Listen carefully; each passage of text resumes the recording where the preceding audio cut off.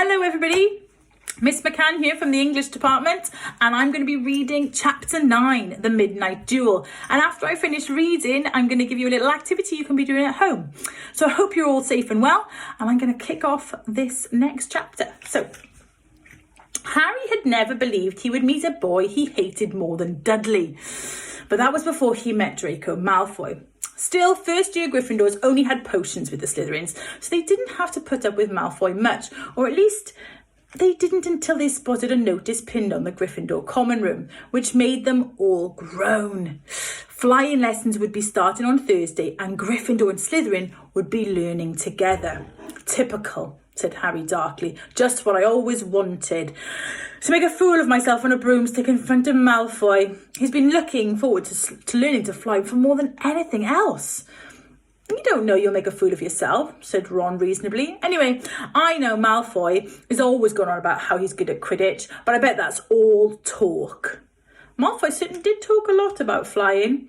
He complained loudly about first years never getting into the house Quidditch team, and long boastful stories, which always seemed to end with him narrowly escaping muggles in helicopters. He wasn't the only one though. With Seamus Finnegan told it, he'd spent most of his childhood zooming around the countryside on his broomstick. Even Ron would tell anybody who listened about the time he almost hit a hand glider on Charlie's old broom. Everyone from wizarding families talked about Quidditch constantly. And Ron had already had a big argument with Dean Thomas, who shared the dormitory about football. Ron couldn't see what was so exciting about a game with one ball where you weren't allowed to fly.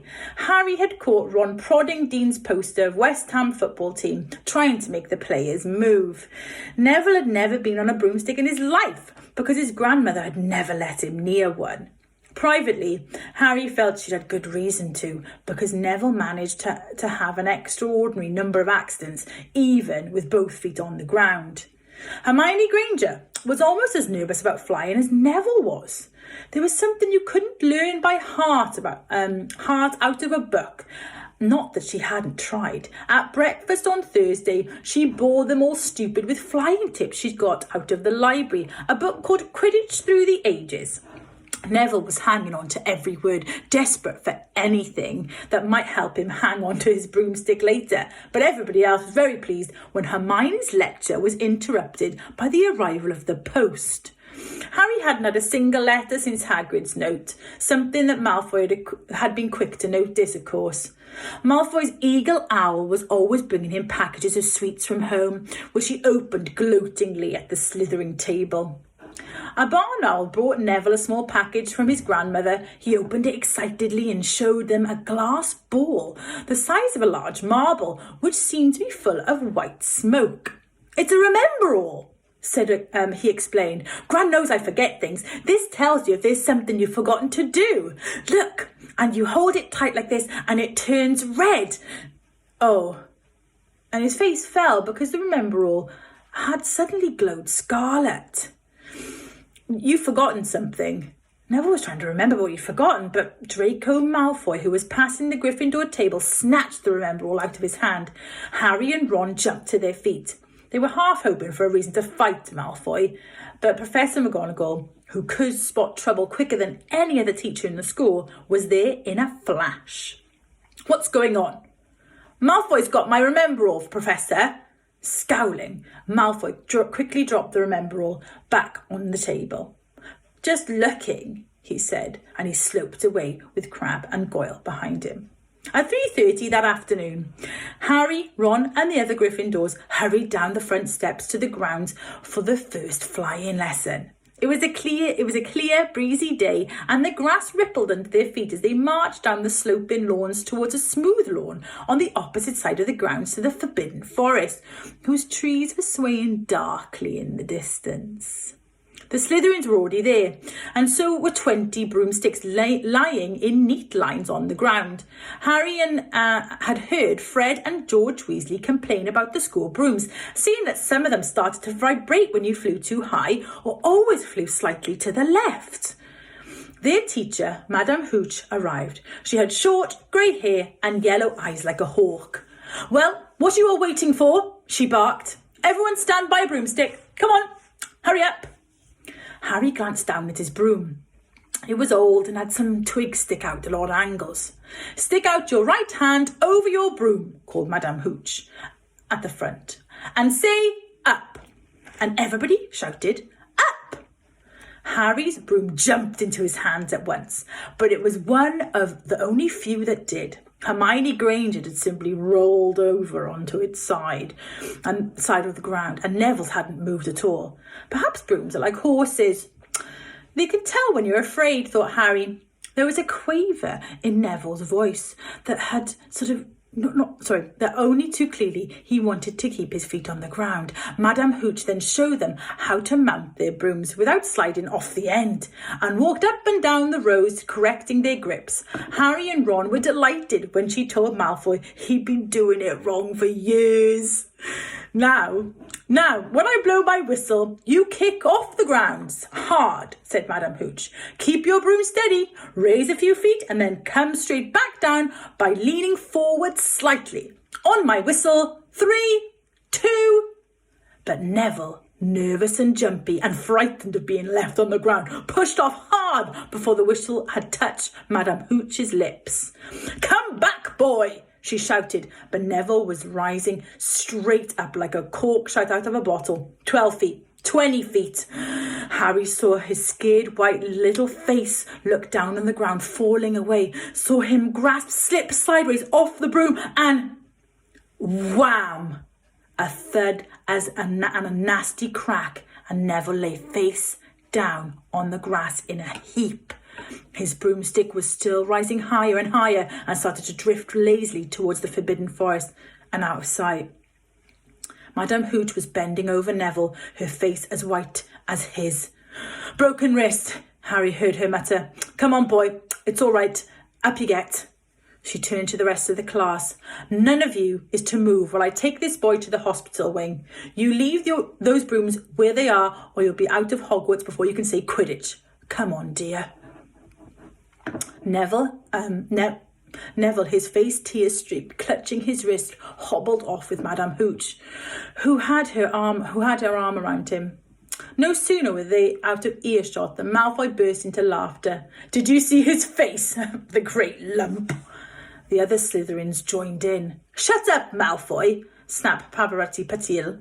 Oh, sticking up for Longbottom, said Pansy Parkinson, a hard-faced Slytherin girl. Never thought you'd like fat little crybabies, Pavarotti. Look, said Malfoy, darting forward and snatching something out of the grass. It's that stupid thing Longbottom's gran sent him. The Remembrall glittered in the sun as he held it up. Give that here, Malfoy, said Harry quietly. Everyone stopped talking to watch. Malfoy smiled nastily. I think I'll leave it somewhere for Longbottom to collect. How about up a tree?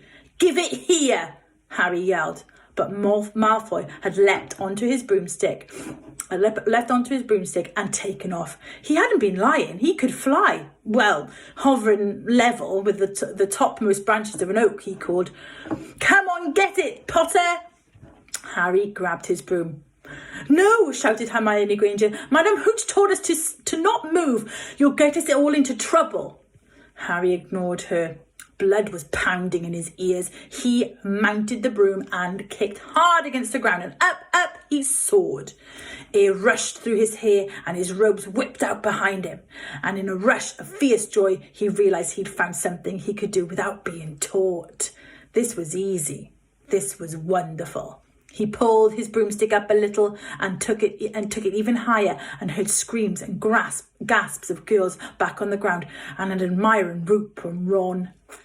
He turned the broomstick sharply to face Malfoy in mid-air. Malfoy looked stunned. Give it here, Harry called, or I'll knock you off that broom. Oh, yeah? Said Malfoy, trying to sneer, but looking worried. Harry knew somehow what to do. He leant forwards and grasped the broom tightly in both hands, and it shot towards Malfoy like a javelin. Malfoy only just got out of the way in time. Harry made a sharp about turn and held the broomstick steady. A few people below were clapping. "No crab and goyle up here to save your neck, Malfoy," Harry called. The same thought seemed to have struck Malfoy. Catch it if you can, then," he shouted, and he threw the glass ball high into the air and streaked back down towards the ground. Harry saw, as though in slow motion, the ball rise up in the air and then start to fall. He leant forward and pointed his broom handle down. Next second, he was gathering speed in a steep dive, racing like the ball. Wind whistled in his ears, mingled with the screams of people watching. He stretched out his hand a foot from the ground and he caught it, just in time to pull the broom straight, and he toppled gently onto the grass with the remember ball clutched safely in his fist. "Harry Potter!" His heart sank faster than he'd just dived. Professor McGonagall was running towards them. He got to his feet, trembling. "Never in all my time at Hogwarts." Professor McGonagall was almost speechless with shock, and her glasses flashed furiously. "How dare you? Might have broken your neck." It was his fault, Professor."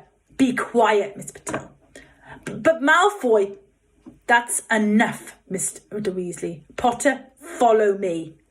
Harry caught sight of Malfoy, Crabbe and Goyle's triumphant faces as he left, walking numbly in Professor McGonagall's wake as she strode towards the castle. He was going to be expelled. He just knew it. He wanted to say something to defend himself, but there seemed to be something wrong with his voice. Professor McGonagall was sweeping along without even looking at him. He had to jog to keep up. Now he'd done it, he hadn't even lasted 2 weeks. He'd be packing his bags in 10 minutes. What would the Dursleys say when he turned up at their doorstep? Up the front steps, up the marble staircase inside, and still Professor McGonagall didn't say a word to him.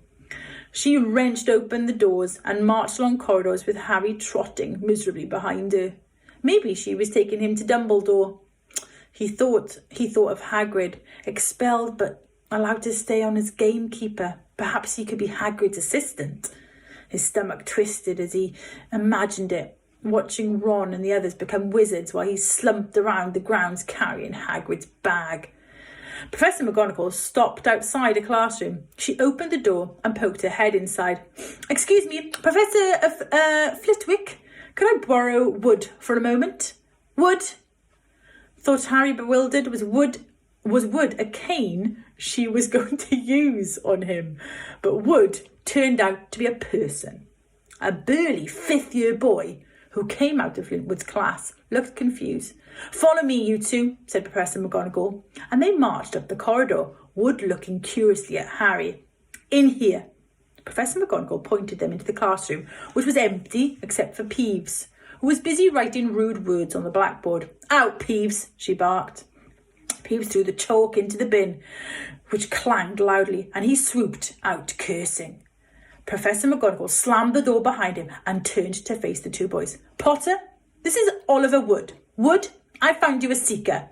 Wood's expression changed from puzzlement to delight. "Are you serious, Professor?" "Absolutely," said Professor McGonagall crisply. "The boy's a natural. I've never seen anything like it. What was your first time on a broomstick, Potter?" "Was that your first time on a broomstick, Potter?" Harry nodded silently. He didn't have a clue what was going on, but he didn't seem to be being expelled, and some of the feelings started coming back to his legs. He caught that thing in his hand after a 50-foot dive, Professor McGonagall told Wood. Didn't even scratch himself. Charlie Weasley couldn't have done it. Wood was now looking through as if all his dreams had come true at once. "Ever seen a game of Quidditch, Potter?" he asked excitedly. "Wood's captain of the Gryffindor team," Professor McGonagall explained. "He's just the build for a seeker too," said Wood, now walking around Harry and staring at him. "Light, speedy. We'll have to get you a decent broom, Professor. A Nimbus 2000 or a Clean Sweep 7, I'd say. I shall speak to Professor Dumbledore and see what can bend the first-year rule. Heaven knows, we need a better team than last year. Flattened in that last match by Slytherin. I couldn't look Snape in the face for weeks. Professor McGonagall peered sternly over her glasses at Harry. I want to hear you're training hard, Potter, or I may change my mind about punishing you. Then she suddenly smiled. Your father would have been proud, she said. He was an excellent Quidditch player himself. And that is the end of my portion of chapter 9. So my activity for you guys is to create a narrative, is to create a story. But, there's a big but, every line in your story has to have the first letter of the alphabet as the starting letter of your sentence. Does that make any sense? So what you have to do is create a story, and in this case it would be quite good if you perhaps were thinking of perhaps recreating the Quidditch scene there that we've just seen, perhaps with Harry and Malfoy sort of tussling in the air, and every sentence has to start with the first letter of the alphabet and go through all the letters of the alphabet until the end, until to Z. So the first sentence, for example, has to begin with A. So a boy, blah, blah, blah. But the second sentence has to begin with B. But, comma, blah, blah, blah. The third sentence has to begin with C, and so on all the way through the alphabet. Try out that and see how we go. Or maybe you can post them to school and we can put them up on Bishop Fox's Facebook page, for example. That'd be great to hear some. Thank you.